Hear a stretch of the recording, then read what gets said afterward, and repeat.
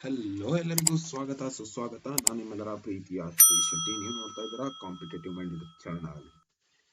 ಇವತ್ತು ಏನನ್ನ ನೋಡ್ತಾ ಹೋಗ್ತಾ ಇದೀವಿ ಅಂತ ಅಂದ್ರೆ, ಮೊನ್ನೆ PSI ಎಕ್ಸಾಮ್ ನಲ್ಲಿ ಕೇಳಲಾಗಿದ್ದಂತಹ ಒಂದು ಪ್ರಶ್ನೆಯನ್ನ ಹಿಡ್ಕೊಂಡು ಇವತ್ತಿನ ಟ್ರೆಂಡ್ ಯಾವ ರೀತಿಯಾಗಿ ಕಾಂಪಿಟೇಟಿವ್ ಎಕ್ಸಾಮಿನಲ್ಲಿ ಬದಲಾಗ್ತಾ ಬರ್ತಾ ಇದೆ, ಅದಕ್ಕೆ ಸರಿಯಾಗಿ ನಾವು ಹೆಂಗ್ ಪ್ರಿಪೇರ್ ಆಗಬಹುದು ಅನ್ನುವಂತಹ ನಿಟ್ಟಿನಲ್ಲಿ ಒಂದು ಪ್ರಶ್ನೆಯನ್ನ ಹಿಡ್ಕೊಂಡು ಆ ಪ್ರಶ್ನೆಯ ಪೂರ್ವಾಪರಗಳನ್ನ ವಿಮರ್ಶಿಸ್ತಾ ನಾವು ನೋಡ್ತಾ ಹೋಗೋಣ.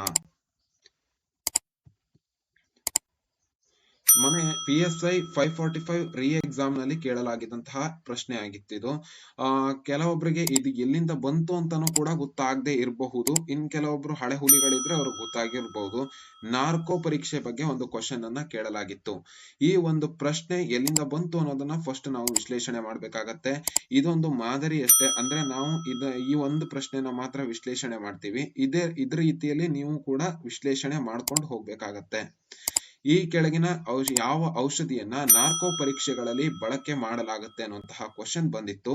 ಇದಕ್ಕೆ ಉತ್ತರ ಏನಂದ್ರೆ ಪೆಂಟಾಥಾಲ್, ಸೋಡಿಯಂ ಪೆಂಟಾಥಾಲ್ ಅನ್ನುವಂಥದ್ದು ಇದಕ್ಕೆ ಆನ್ಸರ್ ಆಗಿರುತ್ತೆ. ಬಟ್ ನಾವು ಖಾಲಿ ಕ್ವಶನ್ ಗೆ ಆನ್ಸರ್ ನ ಹುಡುಕೊಂಡು ಹೋದ್ರೆ ಇವತ್ತಿನ ಪ್ರಶ್ನೆಗಳ ಟ್ರೆಂಡ್ ಅನ್ನ ನಮ್ಗೆ ಕಂಡುಹಿಡಿಯೋದಕ್ಕೆ ಸಾಧ್ಯ ಆಗೋದಿಲ್ಲ. ಅದಕ್ಕಾಗಿ ಏನ್ ಮಾಡ್ಬೇಕು ಅಂತ ಅಂದ್ರೆ, ಇದು ಎಲ್ಲಿಂದ ಬಂದಿತ್ತು ಅನ್ನೋದನ್ನ ಮೊದಲು ನಾವು ತಿಳ್ಕೊಳ್ಬೇಕಾಗತ್ತೆ. ಈ ಒಂದು ಪ್ರಶ್ನೆ ಅನ್ನುವಂಥದ್ದು ಬಂದಿರುವಂತದ್ದು ವಿಧಿ ವಿಜ್ಞಾನ ಅಥವಾ ಫೋರೆನ್ಸಿಕ್ ಸೈನ್ಸ್ ಇಂದ ಕೇಳಿದ್ರು. ಫೊರೆನ್ಸಿಕ್ ವಿಷಯದಿಂದ ಈ ಒಂದು ಪ್ರಶ್ನೆಯನ್ನ ಕೇಳಲಾಗಿತ್ತು. ಆದ್ರೆ ಈ ಫೊರೆನ್ಸಿಕ್ ಸೈನ್ಸ್ ಅನ್ನುವಂತ ವಿಷಯ ಇಲ್ವಲ್ಲ ಸರ್ ಅದರಲ್ಲಿ, ಅಂದ್ರೆ ಸಿಲೆಬಸ್ ನಲ್ಲಿ ಯಾಕೆ ಬಂತು ಅಂತ ಇದ್ರ ಬಗ್ಗೆ ಕೇಳೋದಕ್ಕೆ ಹೋದ್ರೆ, ಇದು ಪೊಲೀಸ್ ಡಿಪಾರ್ಟ್ಮೆಂಟ್ ಗೆ ರಿಲೇಟೆಡ್ ಆಗಿ ಕೇಳಿರುವಂತದ್ದು. ಪೊಲೀಸ್ ಡಿಪಾರ್ಟ್ಮೆಂಟ್ ಗೆ ರಿಲೇಟೆಡ್ ಆಗಿ ಈ ಒಂದು ಕ್ವಶನ್ ಅನ್ನ ಕೇಳಿದ್ರು. ಮುಂಚೆನೂ ಕೂಡ ಇದೇ ರೀತಿ ಕ್ವಶನ್ ಗಳು ಬರ್ತಾ ಇರತ್ತೆ. ಪೊಲೀಸ್ ಡಿಪಾರ್ಟ್ಮೆಂಟ್ ಸಂಬಂಧಪಟ್ಟಂಗೆ ಪೊಲೀಸ್ ಡಿಪಾರ್ಟ್ಮೆಂಟ್ ನ ಎಕ್ಸಾಮ್ ಗಳಲ್ಲಿ ಕ್ವಶನ್ ಗಳು ರೈಸ್ ಆಗುವಂತದ್ದು ಕಾಮನ್ ಆಗಿರುತ್ತೆ. ಆದ್ರೆ ಇವತ್ತಿನ ಪರೀಕ್ಷೆಗಳ ಟ್ರೆಂಡ್ ಅನ್ನುವಂಥದ್ದು ಬದಲಾಗ್ತಿದೆ. ಇಲ್ಲಿ ಜಿಕೆ ಆಗಿ ಕೇಳಿದಂತದ್ದು ಮುಂದಿನ ದಿನಗಳಲ್ಲಿ ಹೇಳಿಕೆ ವಾಯ್ಸ್ ಕೂಡ ಬರುವಂತಹ ಸಾಧ್ಯತೆ ಇರೋದ್ರಿಂದ ನಾವು ಈ ಪ್ರಶ್ನೆಗೆ ಸಂಬಂಧಿಸಿದಂತೆ ಇದೇ ಅಂತಂದ್ರೆ ಇದೇ ಒಂದೇ ಪ್ರಶ್ನೆಗಂತಲ್ಲ, ಮುಂದೆ ಬರುವಂತಹ ಬೇರೆ ಬೇರೆ ಪ್ರಶ್ನೆಗಳನ್ನು ಕೂಡ ಇದೇ ರೀತಿ ನಾವು ವಿಶ್ಲೇಷಣೆ ಮಾಡ್ಕೋಬೇಕಾಗತ್ತೆ. ಅದೇ ರೀತಿ ಇದಕ್ಕೆ ಸಂಬಂಧಿಸಿದಂತಹ ಕೆಲವೊಂದು ವಿವರಣೆಗಳನ್ನ ಕೂಡ ನಾನು ಇದ್ರ ಮುಂದೆ ನೀಡ್ಲಿಕ್ಕಿದ್ದೇನೆ. ಅದು ಮುಂದೆ ಹೇಳಿಕೆ ವಾಯ್ಸು ಕೂಡ ರಿಪೀಟ್ ಆಗುವಂತಹ ಸಾಧ್ಯತೆ ಇರುತ್ತೆ. ಡೈರೆಕ್ಟ್ ಕ್ವಶನ್ ಬರೋದಕ್ಕಿಂತ ಹೇಳಿಕೆ ವಾಯ್ಸ್ ಬರೋ ಸಾಧ್ಯತೆ ಇರುತ್ತೆ. ಹಾಗಾಗಿ ಮುಂದಿನಂತೆ ನೋಡ್ಕೊಳ್ಳೋಣ. ಮೊದಲು ಈ ನಾರ್ಕೋ ಪರೀಕ್ಷೆ ಅಂದ್ರೆ ಏನು ಅನ್ನೋದನ್ನ ನಾವು ತಿಳ್ಕೊಳ್ಬೇಕಾಗತ್ತೆ. ಇದು ಸಾಮಾನ್ಯವಾಗಿ ಯಾವಾಗ ಬಳಸ್ತಾರೆ ಅಂತಂದ್ರೆ ಕ್ರಿಮಿನಲ್ ಗಳ ತನಿಖೆ ವಿಚಾರದಲ್ಲಿ ಬಳಸುವಂತಹ ಪರೀಕ್ಷೆ ಇದಾಗಿರುತ್ತೆ. ಮುಖ್ಯವಾಗಿ ಕ್ರಿಮಿನಲ್ ಗಳು ಯಾವ್ದಾದ್ರು ಒಂದು ವಿಚಾರಕ್ಕೆ ಸಂಬಂಧಿಸಿದಂತೆ ತಮ್ಮ ಹೇಳಿಕೆಯನ್ನ ಒಪ್ಪಿಕೊಳ್ಳೋದಕ್ಕೆ ರೆಡಿ ಇಲ್ಲ, ಅಪರಾಧವನ್ನ ಮಾಡಿದಾನೆ ಅಂತ ಒಪ್ಕೊಳ್ಳೋದಕ್ಕೆ ಅವರು ಸಿದ್ಧವಾಗಿಲ್ಲ ಅಂತಂತ ಪಕ್ಷದಲ್ಲಿ, ಅಂದ್ರೆ ಅವರು ಅಪರಾಧವನ್ನ ಒಪ್ಪಿಕೊಳ್ಳದೆ ಇರುವಂತಹ ಸಂದರ್ಭದಲ್ಲಿ ಪೊಲೀಸರು ಅವರ ಮನಸ್ಸನ್ನ ಕೃತಕವಾಗಿ ಒಂದು ನಿರ್ದಿಷ್ಟ ಸ್ಥಿತಿಗೆ ತರಲಾಗುತ್ತೆ. ಅಂದ್ರೆ ಮಂಪರು ಸ್ಥಿತಿಗೆ ತಂದು ಅವರ ಮನಸ್ಸಿನಲ್ಲಿ ಇರುವಂತಹ ಯೋಚನೆಗಳ ಬಗ್ಗೆ ಅವರಿಂದಲೇ ತಿಳ್ಕೊಳ್ಳುವಂತಹ ಒಂದು ಪ್ರಯತ್ನ ಮಾಡ್ತಾರೆ. ಅದಕ್ಕಾಗಿ ಬಳಸುವಂತಹ ಪರೀಕ್ಷೆ ನಾರ್ಕೋ ಪರೀಕ್ಷೆ ಆಗಿರುತ್ತೆ. ನಾರ್ಕೋ ಪರೀಕ್ಷೆಯಿಂದ ಏನ್ ಪ್ರಯೋಜನ ಅಂತಂದ್ರೆ ಸತ್ಯವನ್ನ ಕಂಡುಹಿಡಿಯೋದಕ್ಕೆ ಸಾಧ್ಯ ಆಗತ್ತೆ. ಅಂದ್ರೆ ಕೆಲವು ಸಂದರ್ಭದಲ್ಲಿ ವ್ಯಕ್ತಿ ತಾನು ಮಾಡಿದಂತಹ ಅಪರಾಧವನ್ನ ಒಪ್ಕೊಳ್ಳೋದಿಲ್ಲ. ಅಂತಹ ಸಂದರ್ಭದಲ್ಲಿ ನಾರ್ಕೋ ಪರೀಕ್ಷೆಯನ್ನ ಸತ್ಯವನ್ನ ಕಂಡುಹಿಡಿಯೋದಕ್ಕೆ ಸಹಾಯ ಮಾಡುತ್ತೆ. ತನಿಖೆಯನ್ನ ವೇಗಗೊಳಿಸಬಹುದು. ಯಾಕಂದ್ರೆ ಈ ಒಂದು ಪರೀಕ್ಷೆಯಿಂದಾಗಿ ತನಿಖೆ ವೇಗಗೊಳಿಸೋದಕ್ಕೆ ಸಾಧ್ಯ ಆಗತ್ತೆ. ಅಂದ್ರೆ ವ್ಯಕ್ತಿ ಅಪರಾಧವನ್ನ ಒಪ್ಕೊಳ್ಳೋದ್ರಿಂದಾಗಿ ಒಂದು ತನಿಖೆಯನ್ನ ವೇಗಗೊಳಿಸೋದಕ್ಕೂ ಕೂಡ ಇದು ಸಹಕಾರಿಯಾಗಿರುವಂತದ್ದು. ಮತ್ತೆ ಆರೋಪಗಳನ್ನ ಪತ್ತೆ ಹಚ್ಚೋದಕ್ಕೆ ಇದು ಸಹಾಯಕವಾಗುತ್ತೆ. ಯಾವ ಔಷಧಿಯನ್ನ ಬಳಸಲಾಗುತ್ತೆ, ಆಗ್ಲೇ ಕೇಳಿದಂತ ಪ್ರಶ್ನೆನೇ ಇದಾಗಿತ್ತು. ಯಾವ ಔಷಧಿಯನ್ನ ಬಳಸಲಾಗುತ್ತೆ ಅಂತಂದ್ರೆ ಅದು ಸೋಡಿಯಂ ಪೆಂಟಾಥಾಲ್ ಅನ್ನುವಂತಹ ಒಂದು ಔಷಧಿಯಾಗಿದೆ. ಇದನ್ನ ನಾವು ಸತ್ಯದ ಸಿರಮ್ ಅಂತ ಕೂಡ ಕರಿತೀವಿ. ಇದನ್ನ ಒಬ್ಬ ವ್ಯಕ್ತಿಯ ದೇಹಕ್ಕೆ ಇಂಜೆಕ್ಟ್ ಮಾಡುವ ಮೂಲಕ ಅವನು ಮಾಡಿರುವಂತಹ ಅಪರಾಧ ಕೃತ್ಯವನ್ನ ಅವನ ಬಾಯಿಂದಲೇ ಬಾಯಿ ಬಿಡಿಸುವಂತಹ ಒಂದು ಪ್ರಕ್ರಿಯೆ ಇದಾಗಿರುತ್ತೆ.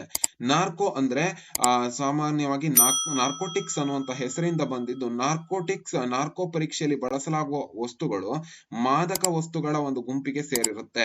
ಅದನ್ನು ಮಾದಕ ವಸ್ತು ಅನ್ನುವಂತ ಅರ್ಥ ಕೊಡೋದ್ರಿಂದ ನಾರ್ಕೋಟಿಕ್ಸ್ ಅನ್ನುವಂತ ಪದವನ್ನ ಕರೆಯಲಾಗುವಂತದ್ದು. ಅದೇ ರೀತಿಯಲ್ಲಿ ಖಾಲಿ ಆ ಒಂದು ಪ್ರಶ್ನೆ ಬಗ್ಗೆ ಮಾತ್ರ ಕಾನ್ಸಂಟ್ರೇಟ್ ಮಾಡಿದ್ರೆ ಸಾಕಾಗಲ್ಲ. ಮುಖ್ಯವಾಗಿ ಪೊಲೀಸ್ ಇಲಾಖೆಯಲ್ಲಿ ಬಳಸುವಂತಹ ಫೊರೆನ್ಸಿಕ್ ಸೈನ್ಸಿನ ಕೆಲವೊಂದು ವಿಷಯಗಳಿಗೆ ಸಂಬಂಧಿಸಿದಂತೆ ಅಂದ್ರೆ ಪರೀಕ್ಷೆಗಳಿಗೆ ಸಂಬಂಧಿಸಿದಂತೆ ಕೇಳಿರೋ ಪ್ರಶ್ನೆ ಆಗಿರೋದ್ರಿಂದ ಇದಕ್ಕೆ ರಿಲೇಟೆಡ್ ಆಗಿರೋ ಇನ್ನಿತರ ಪ್ರಮುಖ ಅಂಶಗಳು ಈ ಕೆಳಗಂಡಂತೆ ಇರುವಂತದ್ದು. ಮುಖ್ಯವಾಗಿ DNA ಪರೀಕ್ಷೆನ ಮಾಡ್ತಾರೆ. DNA ಪರೀಕ್ಷೆ ಯಾವಾಗ ಮಾಡ್ತಾರೆ ಅಂತಂದ್ರೆ ರಕ್ತ, ಲಾಲಾರಸ ಮತ್ತು ಕೂದಲಿನಂತಹ ಅಂಶಗಳು ಕೆಲವೊಮ್ಮೆ ಪತ್ತೆ ಆಗುವಂತದ್ದು, ಜೈವಿಕ ಸಾಕ್ಷ್ಯಗಳನ್ನ ವಿಶ್ಲೇಷಿಸಬೇಕಾದಂತ ಅವಶ್ಯಕತೆ ಇರುತ್ತೆ. ಅಂತ ಸಂದರ್ಭದಲ್ಲಿ DNA ಪರೀಕ್ಷೆಯನ್ನ ಮಾಡ್ತಾರೆ. ಮತ್ತೆ ಇದು ಮುಖ್ಯವಾಗಿ ಅತ್ಯಾಚಾರ, ಕೊಲೆ ಮತ್ತು ಕಳ್ಳತನದಂತಹ ಪ್ರಕರಣಗಳಲ್ಲಿ ಇದನ್ನ ಬಳಕೆ ಮಾಡುವಂತದ್ದು. ಮುದ್ರೆ ಮತ್ತು ಹೆಜ್ಜೆ ಗುರುತು ಪರೀಕ್ಷೆಗಳು ಅಪರಾಧ ಸ್ಥಳದಲ್ಲಿ ಕಂಡುಬಂದಂತಹ ಮುದ್ರೆಗಳು ಮತ್ತು ಹೆಜ್ಜೆಯ ಗುರುತುಗಳನ್ನ ವಿಶ್ಲೇಷಿಸುವಂತಹ ಮೂಲಕ ಅಪರಾಧಿಯನ್ನ ಗುರುತಿಸೋದಕ್ಕೆ ಇದೊಂದು ಸಹಾಯ ಮಾಡುವಂತಹ ಪರೀಕ್ಷೆಯಾಗಿರುತ್ತೆ. ಕಳ್ಳತನ, ಒಳನುಗ್ಗುವಿಕೆ, ಹತ್ಯೆ ಪ್ರಕರಣಗಳಲ್ಲಿ ಈ ಒಂದು ಮುದ್ರೆ ಮತ್ತು ಹೆಜ್ಜೆ ಗುರುತುಗಳ ಪರೀಕ್ಷೆಯನ್ನ ಮಾಡ್ತಾರೆ. ಬ್ಯಾಲಿಸ್ಟಿಕ್ಸ್ ಪರೀಕ್ಷೆ ಕಾರ್ಟ್ರಿಜ್ಗಳು, ಗುಂಡುಗಳು, ಆಯುಧಗಳನ್ನ ಬಳಸ್ತಾರೆ. ಒಂದು ಪ್ರಕರಣದಲ್ಲಿ ಯಾರನ್ನಾದ್ರೂ ಕೊಲೆ ಮಾಡೋದಕ್ಕೆ ಅಥವಾ ಬೇರೆ ಯಾವುದಕ್ಕೋ ಒಂದು ದಾಳಿ ಮಾಡೋದಕ್ಕಾಗ್ಲಿ ಆಯುಧಗಳನ್ನ ಬಳಕೆ ಮಾಡಿರ್ತಾರಲ್ಲ, ಅಂತಹ ಆಯುಧಗಳನ್ನ ಗುರುತಿಸೋದಕ್ಕೆ ಗುಂಡಿನ ದಾಳಿ ಮತ್ತು ಕೊಲೆಯಂತ ಪ್ರಕರಣದಲ್ಲಿ ಅದರ ಪರಿಹಾರವನ್ನ ಸೂಚಿಸೋದಕ್ಕೋಸ್ಕರ ಇದನ್ನ ಗುರುತಿಸೋದಕ್ಕೋಸ್ಕರ ಈ ಒಂದು ಪರೀಕ್ಷೆ ಬ್ಯಾಲಿಸ್ಟಿಕ್ ಪರೀಕ್ಷೆಯನ್ನ ಮಾಡ್ತಾರೆ. ರಾಸಾಯನಿಕ ಪರೀಕ್ಷೆ ಅಂದ್ರೆ ಕೆಮಿಕಲ್ ಟೆಸ್ಟ್ ಅಂತ ಕರಿತೀವಿ. ಅಪರಾಧ ಸ್ಥಳಗಳಲ್ಲಿ ಕಂಡು ಬರುವಂತಹ ರಾಸಾಯನಿಕ ಪದಾರ್ಥಗಳನ್ನ ವಿಶ್ಲೇಷಿಸುವ ಮೂಲಕ ಅದನ್ನ ಪರೀಕ್ಷೆಯನ್ನ ಮಾಡುವಂತದ್ದು. ಉದಾಹರಣೆಗೆ ವಿಷ ಇರ್ಬೋದು, ಡ್ರಗ್ಸ್ ಇರ್ಬೋದು, ಬಾಂಬ್ ತಯಾರಿಕೆಯಲ್ಲಿ ಬಳಸುವಂತಹ ವಸ್ತುಗಳಿರ್ಬೋದು, ಅಂತದನ್ನ ಕಂಡು ಹಿಡಿಯೋದಕ್ಕೋಸ್ಕರ ಈ ರಾಸಾಯನಿಕ ಪರೀಕ್ಷೆಯನ್ನ ಮಾಡಲಾಗುತ್ತೆ. ಫೊರೆನ್ಸಿಕ್ ಪೇಂಟ್ ವಿಶ್ಲೇಷಣೆ ಇದು ಯಾವಾಗ ಅಂತಂದ್ರೆ ಅಪಘಾತ ನಡೆದಂತಹ ಸ್ಥಳಗಳಲ್ಲಿ ವಾಹನಗಳ ಮೇಲೆ ಬರುವಂತಹ ಒಂದು ಪೇಂಟ್ ಗಳ ತುಣುಕನ್ನ ವಿಶ್ಲೇಷಿಸೋದಕ್ಕೋಸ್ಕರ ಈ ಒಂದು ಅಪರಾಧಿಯನ್ನ ಗುರುತಿಸೋದಕ್ಕೆ ಈ ಒಂದು ಪರೀಕ್ಷೆಯನ್ನ ನಡೆಸ್ತಾರೆ, ಪೇಂಟ್ ತುಣುಕನ್ನ ಗುರುತಿಸುವ ಮೂಲಕ. ಫೊರೆನ್ಸಿಕ್ ಟೊಕ್ಸಿಕಾಲಜಿ ದೇಹದಲ್ಲಿನ ವಿಷಕಾರಿ ಪದಾರ್ಥಗಳು ಕಂಡು ಬಂದಿದ್ರೆ ಅದನ್ನ ಗುರುತಿಸೋದಕ್ಕೆ ಈ ಒಂದು ಪರೀಕ್ಷೆ ಸಹಕಾರಿಯಾಗತ್ತೆ. ಅಂದ್ರೆ ವಿಷಪೂರಿತ ಆಹಾರ, ಔಷಧಿಗಳ ಅತಿಯಾದ ಬಳಕೆ, ಸೇವನೆ ಮತ್ತು ಕೊಲೆ ಪ್ರಕರಣಗಳಲ್ಲಿ ಹೆಚ್ಚಿನದಾಗಿ ಇದನ್ನ ಬಳಕೆ ಮಾಡುವಂತದ್ದು. ಫೊರೆನ್ಸಿಕ್ ಎಂಟೊಮಾಲಜಿ ಅಪರಾಧ ಸ್ಥಳದಲ್ಲಿ ಕಂಡುಬರುವಂತಹ ಕೀಟಗಳನ್ನ ವಿಶ್ಲೇಷಿಸುವ ಮೂಲಕ ಮರಣದ ಸಮಯವನ್ನ ಅಂದಾಜು ಮಾಡಲು ಬಳಕೆ ಮಾಡ್ತಾರೆ. ಫೊರೆನ್ಸಿಕ್ ಬ್ಯಾಲಿಸ್ಟಿಕ್ಸ್ ಗುಂಡು, ಕಾರ್ಟ್ರಿಜ್ ಮುಂತಾದ ಆಯುಧಗಳನ್ನ ಕಂಡುಹಿಡಿಯೋದಕ್ಕೆ ನಾವಾಗ್ಲೇ ಹೇಳಿದೆ, ಮತ್ತೆ ಇಲ್ಲಿ ರಿಪೀಟ್ ಆಗಿದೆ ಸ್ಲೈಡ್ ಅಲ್ಲಿ.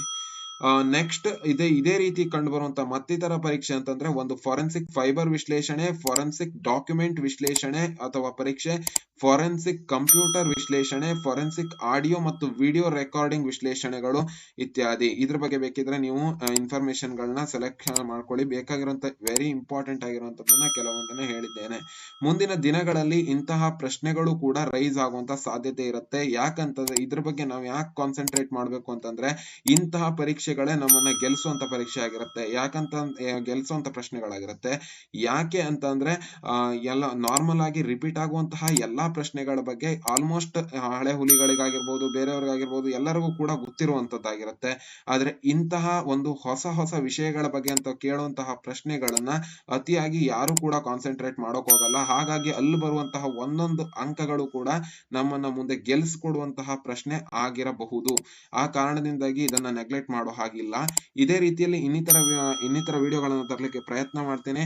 ನಿಮ್ಮ ಸಪೋರ್ಟ್ ಮತ್ತೆ ಒಂದು ಶೇರ್ ಆಗಿರ್ಬೋದು, ಸಬ್ಸ್ಕ್ರೈಬ್ ಆಗಿರ್ಬೋದು ನನ್ನ ಒಂದು ಮೋಟಿವೇಶನ್ ಮಾಡುತ್ತೆ. ದಯವಿಟ್ಟು ಲೈಕ್, ಶೇರ್ ಅಂಡ್ ಸಬ್ಸ್ಕ್ರೈಬ್ ಮಾಡಿ. ವಿಡಿಯೋ ಇಷ್ಟ ಆಗಿದ್ರೆ ಒಂದು ಲೈಕ್ ಕೊಡಿ ಅಂತ ಹೇಳ್ತಾ ವಿಡಿಯೋನ ಮುಗಿಸ್ತಾ ಇದ್ದೀನಿ. Thank you lot. Love you all.